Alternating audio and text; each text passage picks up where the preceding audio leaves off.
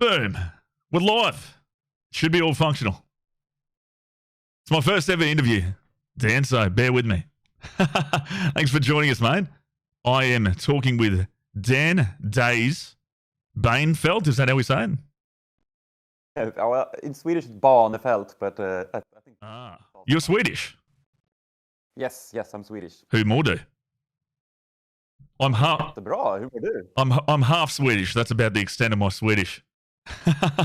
Really? Yeah. Jag gillar choklad. I think I like chocolate, right? Yeah. Yeah, choklad. Jättegott. I also like beer. You can have a beer in your honor. So you guys are in Germany, yeah? Jaeger's German, yeah? Yes, we are in Germany, but I moved from Sweden 12 years ago now. Oh, yeah? Awesome. So you having a beer with me?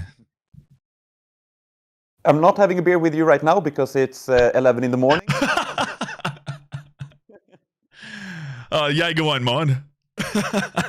Just call in sick. All right. No one will notice.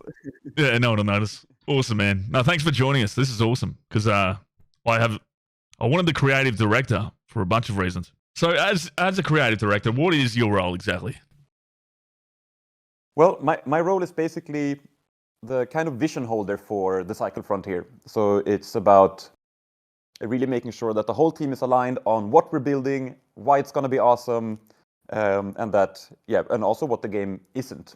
So really about us understanding and being super aligned on what the game we're building is, so that we can hone in on what makes it special.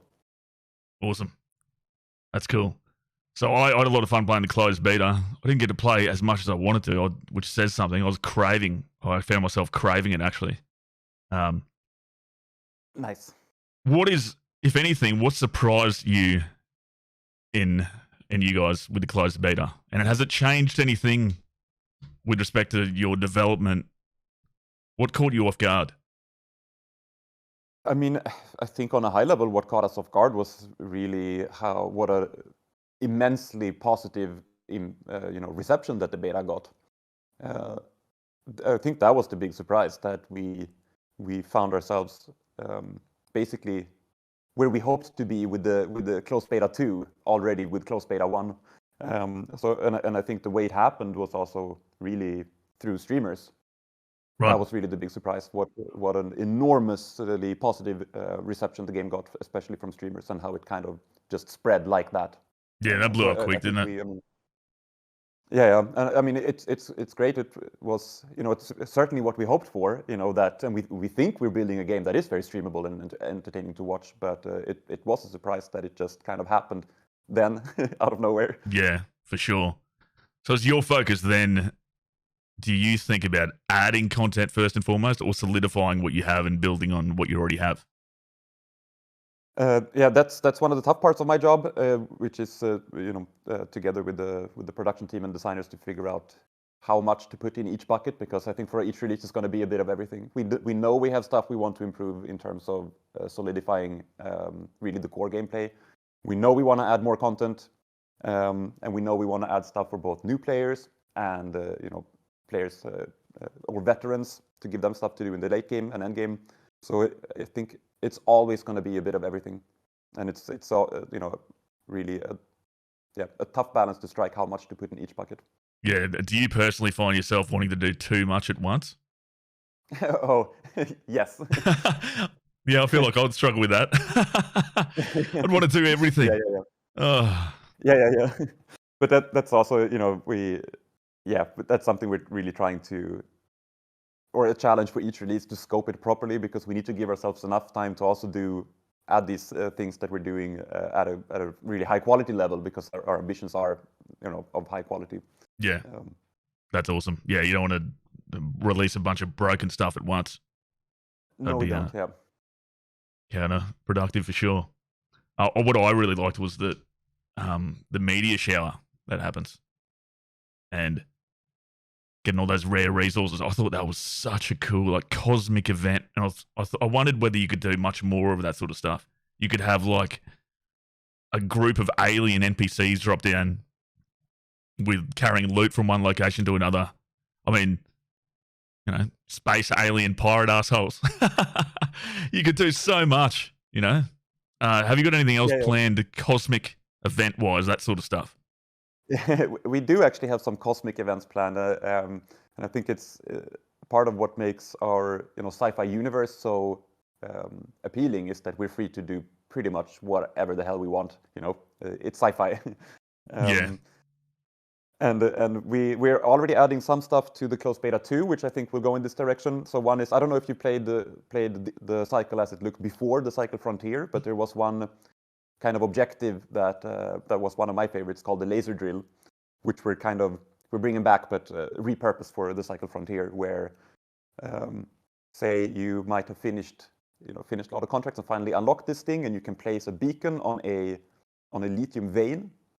Okay. And what this does is it calls down an enormous oil rig from the sky. The whole map sees it come down, and it's telegraphed as that it was triggered by other players. So it's a really high risk, high reward chance for especially squad PvP action in a way that I think also goes in this cosmic event direction. That's the stuff that brings me in, because you don't see that sort of stuff in any other games. I mean, you guys, there was a lot of talk about being space Tarkov, and I don't think that's an insult in any sense. I think that's, if anything, it's actually the opposite. Are you thinking about doing anything to separate yourself from games like Tarkov or Halo, or is that a concern for you guys being grouped in there, or are you sort of embracing that? I mean, I think we definitely want to embrace the stuff that sets us apart, and I think it does go a lot in the direction of these cosmic events and the persistent match setup. Like another game we've looked at quite a bit for this is Sea of Thieves, actually, with the Taken events and things like that. So certainly, I mean, I think that sets us apart a little bit and makes our game pretty special in terms of just the potential for crazy drama in the match. Absolutely, yeah. It's funny you say that. This morning when I was thinking about what I'd ask you, Sea of Thieves did come to mind, because it has a similar feel in that it's sort of like fantasy and not too hyper realistic, but also not overly cartoony either. There's a healthy balance there in the middle, and they I think also have a very strong fantasy. Yeah, and Sea of Thieves sort of nails that events like the Skull Fort that comes up and that sort of stuff, that random stuff. And I thought, yeah, there could definitely be something to be taken from there. What are your inspirations for creating the world you did? What has inspired that? I mean, for the high level concept, it's been some Sea of Thieves. Like, we're really interested in the kind of gameplay where you go in with a goal, but stuff happens in the match that makes you kind of reevaluate those plans, like the meteor shower, and you go like, oh, should I? Maybe I should. But in terms of, I mean, there's many inspirations in terms of really high level concepts. We also talked about just the free PvP quest zones from MMOs, like Stranglethorn Vale in World of Warcraft. So we always had this idea of reimagining that kind of gameplay, but as a shooter, where you're in this world, there's other players around, you don't know where they are, you don't know what they're doing, and you definitely don't know what they'll do if you meet, only that it's probably not going to be good for you. Yeah, definitely. So that kind of tension is something we're really interested in. In terms of the world building, Pandora from Avatar was maybe the thing we looked at the most for this awesome, really beautiful alien jungle world. Oh, that's cool. That hadn't occurred to me. Yeah, that makes sense. I watched your interview with Invicta to make sure I wasn't overlapping my questions. And you plan on a bunch of maps. Do you have any idea of how many maps? Do you have a timeline on what you're going to do with maps and when you release them? Not quite, but I can talk a bit about what we're planning for the next map, though, because we're currently in the stage of kind of solidifying that concept. So we're still working it out, but I think we're starting to hone in on what we want to do with it. And it won't come with closed beta 2, but sometime after that, we're looking at adding a bit more endgamey map, where you get to explore stuff like dark caves with some, maybe alien mysteries hidden deep down in the depths, and we want players to be incentivized to bring really good gear, because without it you're not going to survive, but also stuff like flashlights, because otherwise you're gonna have a tough time to navigate the space. So really this super tense map where you go into the depths of Fortuna 3, and you of course you need to get out. So a bit like our version of Labs in Tarkov, but Right, yeah. really I think fantasy exploring games. Yeah, I think I heard you mention that even people with high level gear would potentially struggle in this map. Yes, especially as you go deeper, really down in the depths, you're gonna want to bring great gear, maybe even squad mates, and really play super carefully. Yeah, that's awesome. That's exciting. Is that expected to come with release, or is that later down the track? It's post-release, but it's not far future. So it's something we're already starting to kind of work out, at least on concept level. Awesome. And what is like? Are you planning to do content quickly? Is a map like what concerns me about any game is the space between new content. Like with Tarkov, we've had to wait 2+ years for a new map. And what does your timeline look like if you had things your way? How long between new maps or new big patches can we expect? Yeah, I mean, we're looking at a seasonal cadence of 4 seasons per year, so 3-month seasons, and every season would be somehow a major content or feature drop. That's awesome. That's the sweet spot. It might be a new map. It might be a new in-match activity, whatever it is. And I think we're not a huge team, but our output right now I think is pretty good. So I think we'll be able to have a pretty decent cadence of cool stuff coming in. How big is your team? I think we're about 80 people working on the Cycle Frontier. Awesome. So who's the best player in the team? Oh, who's the best player in the team? I'm not sure, actually. It might be... I know we have some good gamers. It might be one guy in the Maps team, actually, but I'm not sure. Who's the worst player? I'm not going to answer that. Just say Scraticus. Oh, yeah, true. Cheap shot. Throw him under the bus. So the Outpost. The Outpost is a big place, and it's a fun place, and I want to do more there. Like when I'm at the bar, I want to throw darts and play pool and drinking games and social events. Are you planning anything like this in that place? Yes, we are. It's honestly, it's not on top of the roadmap or of the backlog, so it's not like the most important next thing we're working on. Definitely. I think the next big thing for the station will be that we are looking to make it a bit more, a bit more beautiful, a bit more scruffy, so fit the tone of the game a bit better, but also make it feel quite a lot more alive, because I think it feels a bit dead at times. So we want more prospectors standing around, doing the stuff like repairing drop pods, and just make it feel like a much more immersive, believable, alive space. Yeah. So that's the first thing that we're looking to do. After that comes things like, ways to socialize, stuff to do. Right. Yeah, I mean, I found myself when I was at the Outpost there looking around for like these secrets, and I was seeing there was a little bar upstairs that you couldn't get to. I'm like, what's going on up there? I want to get in there. And there's a few other little things that I'm like, oh, that could expand into this. They could do some stuff there. Yeah, one day you'll be able to enter that bar. Someone will figure out the glitch their way in there if you don't let them. Oh, people have tried. I think it actually was possible, but we. Oh, really? Damn, that's cool. But you patched it out? Yeah. We patched it out. Oh, really? Why do you do that? Why do you have to patch that out when someone finds something fun like that? Well, it depends on the fun. I mean, this space, we want to make it enterable one day, but for properly. But no fun yet. All right, I get it. Awesome. So, yeah, you were saying before, like, the fact that it's fantasy allows you to do so much more. And I love that. If I was building a game, it would be a fantasy game, because you don't then commit to these real world physics. You can do whatever you want. And I was thinking the potential of you doing things like grappling hooks or jetpacks or whatever is awesome. Like you can do massive EMP bombs. Have you considered these things? Yes, we have, and we are. I mean, and I totally agree. I mean, I think the setting is so compelling because it's part. We're really trying to have an authentic fantasy. So we're not just doing magic. but it's still a space where we can feel authentic and believable, but have all of those things like that. When it comes to those specific, like, yes, we certainly are thinking about it. Even jetpacks is something we had in the old game, and I did hear that. the new Yeah, one as well. I did hear that.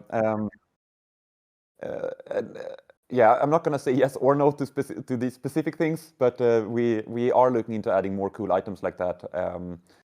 We want to be a bit careful with crazy movement, because I think we're like the kind of core of the game is really feelings of tension and suspense. Right. So we need to be a bit careful with I think like our more arcadey movement styles. Sure. It might. I understand that.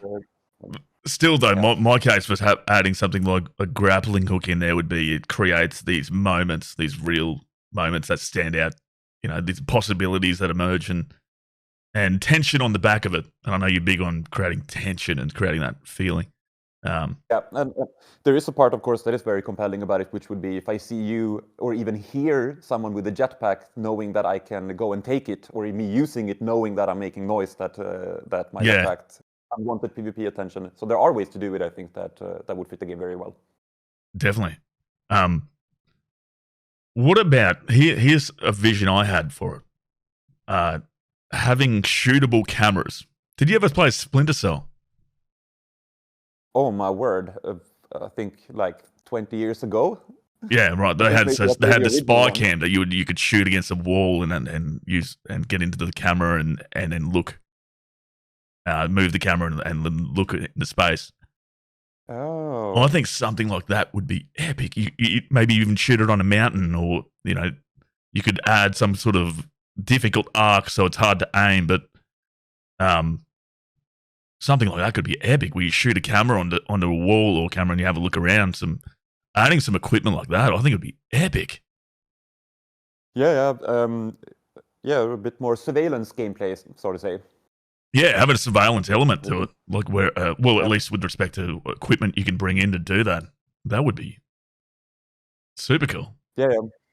And we are actually adding, so of course, like when it comes to prospecting equipment, it's, we're adding a bit piece by piece. But I can already say that for the next beta, you will at least be able to have binoculars and a basic flashlight.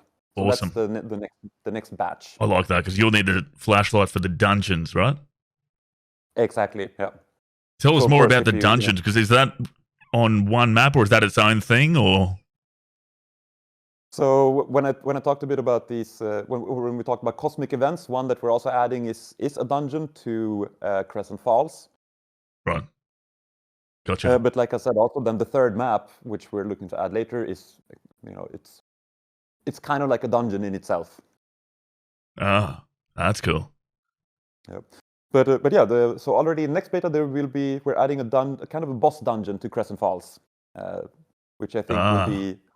I think it will be pretty badass, especially, again, the tension of going through this whole dungeon, fighting very challenging monsters, boss battle at the end, and then having to get out again and evac while having caused all that ruckus for other players to hear and maybe even stake out the outside. I think sounds... I'm pretty curious of how it's going to play.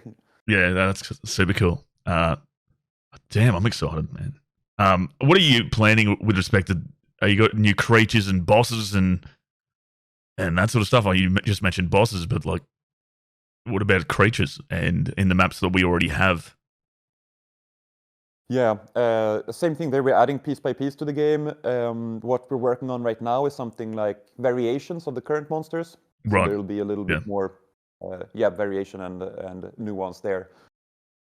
On the roadmap, though, we are adding more stuff. One of the top things that won't come for closed beta 2, but hopefully short thereafter, is we're looking to re-add the droids of the old game. The droids? Okay, I never saw those. Robots. Yeah, they're like biped robots, and of course I think what sounds pretty cool is that it's more like fighting a player in terms of FPS combat. So it's it's a human-sized thing on 2 legs that holds a gun that if you defeat the droid, you can take. Yeah, that's pretty cool. Have you thought about any like bot or NPC prospectors? Yeah, I'm not sure what I think about it. I kind of like or like I'm not sure with the not being sure if something you see is a player or an AI or something actually worth pursuing. It sounds a bit. Yeah, I know what you mean. Yeah, I'm not Weird, sure either. I like the idea of knowing, that if I see something that looks like a human, I can, for example, use proximity voice, and we can, we can interact in ways that really you only can with another player. Yeah, that's awesome. It's so good that you had VoIP straight off the bat in beta. I mean, that's Tarkov's about to implement that now, many years later. What about something like a radio that allowed you to communicate with people on the other side of the map in a VoIP way, or a megaphone or something like that? Yeah, the megaphone in Sea of Thieves is hilarious. Yeah, that's right. I forgot about it. Yeah, it is in Sea of Thieves. Yeah. So, yeah. What about something like that? I like it. I think in general, more ways for players to, interact in fun ways that maybe we don't even foresee. I think is fantastic. Definitely. And these kind of unexpected interactions, I think, is something super duper interesting. Like that. Yeah, there's not a lot of games that do it. I think Daze is one that does it really, really well. It doesn't happen all the time, but when it happens, it's hilarious. And I think us being able to, really create these unexpected player stories is something very, very close to my heart. I love it. Yeah, that's awesome. I noticed you had it. Actually, I didn't realize this straight away in the game, but you could put two different flags down. One saying peace, and what was the other one? It was like stuff you or something like that. Yeah. Yeah. Have you got more flags planned? Because I could write a whole bunch of them. Yes. More are coming. Yeah, awesome. Can you give us any specific ones? Oh, I don't know actually, but I believe they'll be part of the season pass when we launch the first season. Yeah, awesome. Tell me about the season pass. What's that all about? The season pass. Well, we will have a season pass where you'll be unlocking things like cosmetics, banners, weapon skins is something we're working on right now as well. So we get a bit more ways to personalize your guns, not just in gameplay but also in looks. I think we're a game that also is free to chuck a couple of gameplay items in there, but more like a little bit of extra help on the way. It won't be the way to actually get like the best gear in the game. Right. Yeah. That makes sense. I thought it would always be cool to have different variations of weapons. A weapon that maybe that's rare. I mean, it'd be a way to add content to the game that I wouldn't imagine would require too much back-end effort. So like an assault rifle that shoots slightly faster, or I forget all the weapons now, but you could have slightly different variations, something that does slightly more damage or that looks cooler. I figured you've got the aesthetic thing worked out, but you'd have variations of weapons as well that just adds more to the game but doesn't change too much. Yeah, we're definitely adding quite a lot in this way with the attachments and mods for the next beta. So there'll be a lot more space for customization. Like we're adding different scopes, different sights, and mods all over the place. I like the idea of variations as well, but I think for me there's a fine balance to strike there, because I think it's important for this game that if you hear someone shoot with the Core 47, that you have an idea of what that is, so you can make these informed decisions of whether to avoid, go try and steal it. But I think there's room to do that though, where there's maybe the two variations of Core 47, they're roughly the same power level, right? But something that separates them nonetheless. I think there's room to do that in a way that still has the clear risk-reward scenarios. So a map lasts 6 hours long. Are you planning to add like some kind of reward for people who stay in there for a long period of time, camp out there for like 3 hours? I haven't thought about it, but honestly, it sounds like an achievement to me. Yeah, it totally does. Totally does sound like an achievement. That should be a thing. Sounds like a slam dunk. Yeah, I mean, you could even make that a mission if you really wanted to be an arsehole. I think it should be something.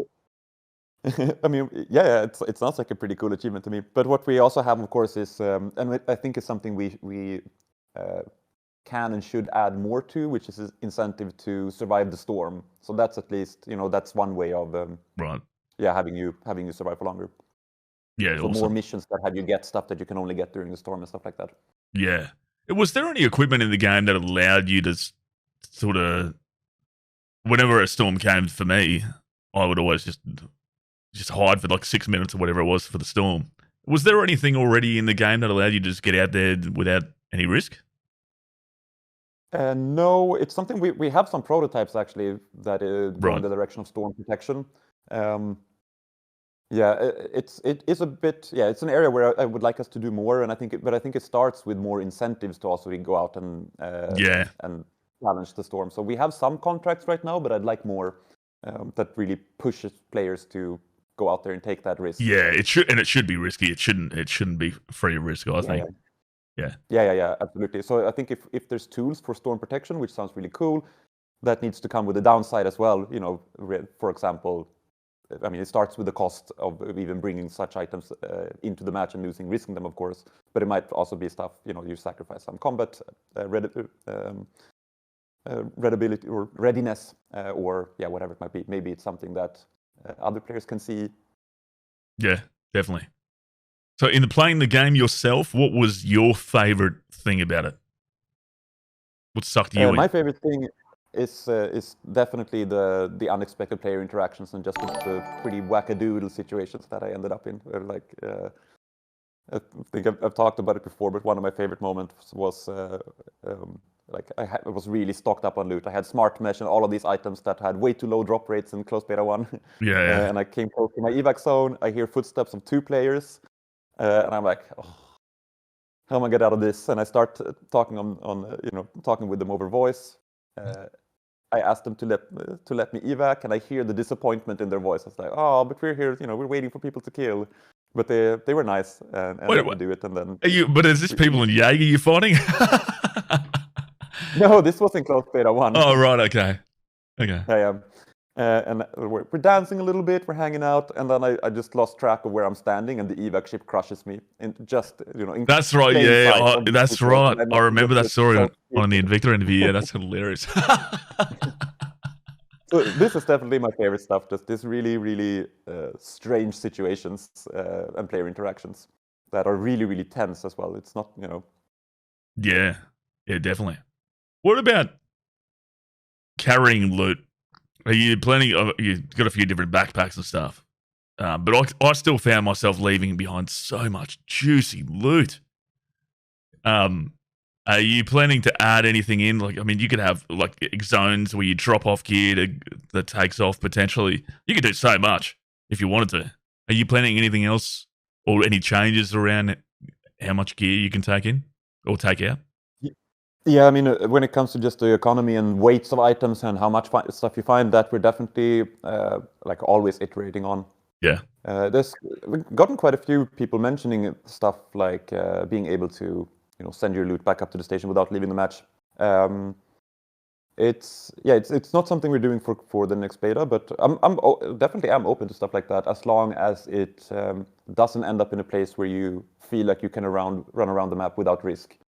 Yeah. I think there's ways to do it though. Like one idea was something akin to it's a physical thing that you need to bring into the match. You can put your loot in it, and then you can send it off to space. But maybe even players see it. Maybe they can even shoot it down. So I think there are ways to make it a dramatic, tense moment in ways that don't compromise on the risk. Yeah, so definitely. Cool.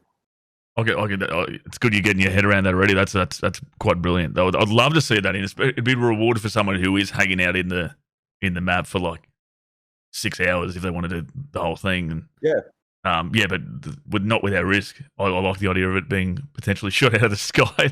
Oh, the shattered dreams. Oh, yeah, that'd be hilarious. Yes, exactly. There's potential there for just to end up in extra tense, dramatic moments, which is what the game is all about. Definitely.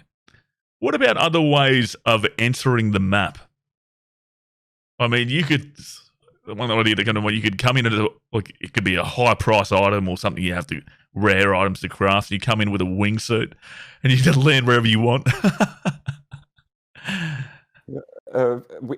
Quite frankly, we haven't thought about it. I think the most similar thing that we've discussed, but haven't done yet, would be ways to maybe go from one map to the other.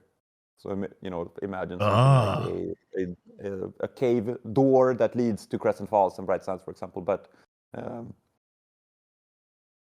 yeah, to be clear, that's not something that is on the roadmap right now. But that's something we've explored at least. Yeah. Oh, that would be cool. I guess you've thought about a million things. If you ever want someone to bring more ideas to you, just let me know. Here's another idea for you. Shoot. Theater mode. Have you thought of that? Like what they have in Halo, when you can go and have a look at your map and see it in 3 dimensions and make films out of it. And I mean, I imagine it'd be a pricey thing to build that software, but is that something that you guys are considering? We haven't. I would imagine as well that it would be pretty costly to build, and I think we have bigger fish to fry right now, or more important things to add, like the third map and so on. Definitely. I think maps, guns, obviously that sort of stuff comes first. Yeah. But here's another one that I love in any game is Easter eggs. I want Easter eggs. I want about, if it was up to me, I'd have like 7 million in the game. But are you going to have Easter eggs? Because I was hunting for them as it was. I thought you guys might have had something in there, but I mean, we are adding some more stuff already in the maps that I guess kind of go in that direction, like little winks to the community, if one can say. Oh yeah. And I mean, I think there's not really a limit to how much weird stuff we can do there. So I also want us to eventually have 7 million Easter eggs. If you need an Easter egg designer, ask me as well. That sounds like a pretty fun job. Yeah, definitely. I guess I'm mentioning a lot of things that aren't on your immediate radar, and I imagine one thing that is probably weapon balancing and balancing all that. What did you learn from the beta with respect to weapon balancing? Is there anything there that's immediately OP or underpowered or? Yes, I mean, we certainly had some stuff that was like a bit OP. I think the flechette was, for example. Yeah, that's one that keeps going up. Yeah. Yeah.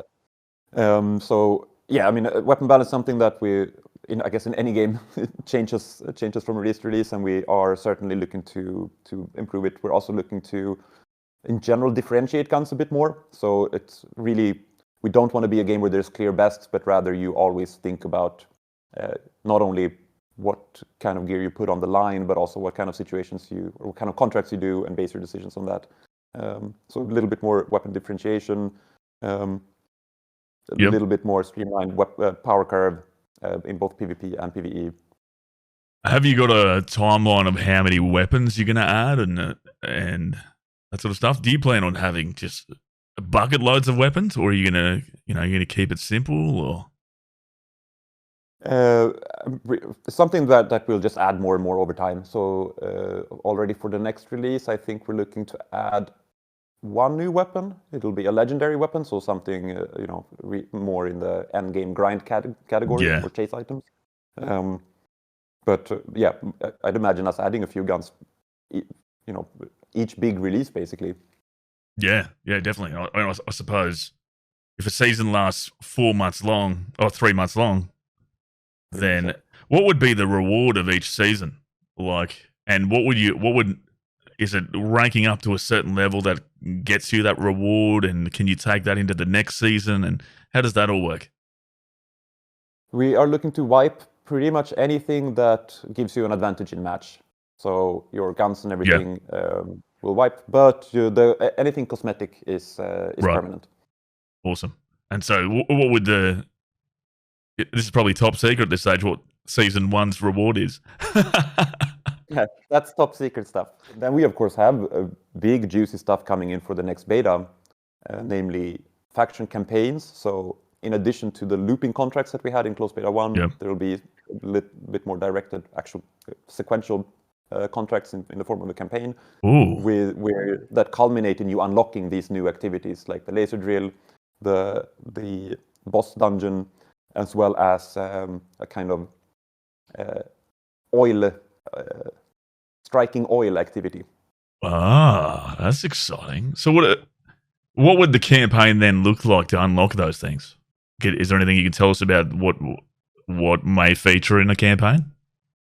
Is it, and how that separates from a regular task of, say, getting three of this or killing 5 of these? Or I mean, I think the big difference is that it will make quite a bit more, like in addition to it feeling a bit more directed and you actually having to overcome these challenges to progress, it will make quite a lot more thematic and narrative sense. So we're adding a lot more meat on the bones of the factions. You know, they'll have voice lines. There will be an actual narrative to these quests. So, you know, an overarching goals that you and the factions are working toward. So I think it'll be quite a lot more just thematically strong and have a clearer place in the universe in terms of purpose. Yeah. Are you planning on doing something with like adding more factions? There's 3 now, right? Are you going to add more? I'd imagine so. It's not what we're working on right now, but I'd imagine so. I mean, we're pretty much free to do what we want, and I could definitely imagine things like, you know, factions with really or faction-like entities at least that have maybe mini campaigns with a certain theme. Maybe really, you know, it sounds like a pretty decent vehicle for maybe even more challenging, unusual content. Yeah, the sky's the limit, essentially. What about players being able to join or pledge allegiance to a certain faction, and maybe with that faction they get discounts or whatever, or there's faction points? Yes, I would like us to explore something like that, but we're not sure what form it'll take yet. Like the focus right now is on the campaigns, but it's something that gets mentioned quite a lot, that people want to pledge an allegiance. Yeah, that'd be cool. I guess I'm probably taking you potentially years ahead in development here, but it's fun to see what's potentially coming and what you're thinking about moving forward. Yeah. What about something like movement speed? Is some fundamentals like that in the game something you guys are happy with, or you want to make some changes to, or? Let's put it this way: we in the community there was quite some feedback about movement speed. We're trying to tackle it pretty carefully because, as I said before, our core goal is feelings of tension and suspense. Right. Where we need to be a bit careful. So I think it's good that the combat is fairly tactical and the positioning matters a lot rather than, you know, zipping around like in Quake. But we are looking to address the feedback, so iterating a bit on how stamina works, making it feel a bit less restrictive, and pretty major level design changes where the maps could sometimes feel like you're so close to where you want to go, but then you have to walk miles around these rocks. And that's something we're doing some pretty big updates to in both maps. I guess there's lots of stims in the game already. I imagine you could expand on those as well, and you could have stims for all sorts of things: jumping higher, running faster, carrying more, all sorts of stuff, right? Stamina stims, yeah. When is have you guys announced when the game is the full game's going to drop? I think we have not. Maybe we've hinted at it, but we're looking to do closed beta 2 around the end of Q1 next year. Yeah. And I guess all I can say is that hopefully release isn't too far off after that. Yeah, right. Yeah, I suppose. So the idea is that closed beta 2 would be the last closed beta before us going open. But of course, that's the current plan. Yeah, I think I speak for everyone when would rather a complete game than a broken early access game. Some games just come out too soon. So I think if you For need to sure. delay, just delay a year if you need to. Yeah. We want to be ready. We want to be actually ready and release something of really, really high quality. That said, the game is a live game, so I think it'll never be finished. We hope to add stuff to it. For years to come. Yeah. Whether it, new maps, new campaigns, all of this stuff. But yeah, we still want to be really, really ready for release in a game that is high quality, not buggy. Yeah. What about vehicles? Yeah. I guess it's the same thing there. We need to be a bit careful with not damaging the feelings of tension and suspense. Definitely. But Yeah. I think the same thing there. There's likely ways to do it. I guess you'd be making quite a lot of noise, and vehicles might be costly. Yeah. I think even just at a rudimentary level, some sort of speed buggy that carries one person, it could be makes a lot of noise, really expensive. I think something like that would be awesome. Just another element is that the world just feels more alive when you add more stuff like that to it. And the world feeling alive is something that I really feel strongly about. But that said, vehicles are not in our plans currently, and I also want to clarify that I think we're a game where we're just moving around the map on foot needs to feel really good. So it's not something we would add, to make movement as a whole feel better. It needs to feel good to explore the map on foot, because that's the core game. Yeah, definitely. Yeah, I think so. That's what hooked me when I came right in. The world was so beautiful that I kind of wanted to explore on foot. I just wanted to look around, and maybe I'd love to chat to your art director at some stage as well, because there's some brilliance there. My God, the world is just magic. That pleases me greatly to hear, and I think it'll be even more impressive in the next beta. Like visually, we're doing quite some updates to just the world feeling more detailed. And I think the new in-match activities will also add to the world feeling alive. Like we talked about before, the cosmic events, we'll have more monsters, as well as the kind of alien birds sitting around that fly up. They get startled, fly away, and it's a really cool moment that feels a bit like a thriller movie in the jungle. Yeah, that's really awesome. Yeah, I can now see the Avatar connection, which is the inspiration, not necessarily the connection, but that's really cool. What about modding guns? Is that going to get more sophisticated, or are we going to keep this sort of simple and straightforward? We want to keep it simple and straightforward, so the system will look kind of like it did in closed beta 1. We're improving on just understanding a bit what mod goes where. Yeah. Because that was a bit iffy.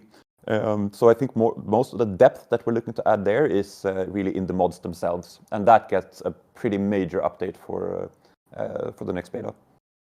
So we're already right now internally playing with the new scopes, and it just feels there's a lot more player choice, and the guns feel quite a bit more personalized and just sweet to handle. Yeah. Out of all the things that you plan in the immediate future, what would excite you the most content-wise that you bring to the table? Campaigns, the new in-match activities, and map 3. These are the big things that really excite me right now. Yeah, that's awesome. Well, very, very, mate, I'm excited. I'm absolutely thrilled. I can't wait to get my hands on it. The closed beta was a lot of fun. For a closed beta, my God, it functioned really well. The occasional rubber band, very minor. It was just everything worked. You guys are doing awesome. We did have some tech issues, that's for sure. Actually, and it's great that it happened, because as I mentioned before, the beta got such a good reception that we had way higher player counts than we planned for. Right. And it's great because we did the service really broke down, but it allowed us to identify infrastructure issues that we otherwise would have found later. And it really sucks to get those issues at the wrong time, like when you go open, for example. Yep. So the stuff like the rubber banding also should be fixed for the next test. Oh, excellent! And the next test, how are people going to be able to get into the game? What's the way this time? So if you had access to closed beta 1, you will have access to closed beta 2. Awesome. And for other players, I mean, sign up on our webpage, I guess. And I think you can also be, I mean, same as before, by watching streams. So there will be keys floating around. Floating around, yep. Excellent. That's awesome, mate. I think that pretty much wraps us up. Everyone's pretty excited. Appreciate you joining us.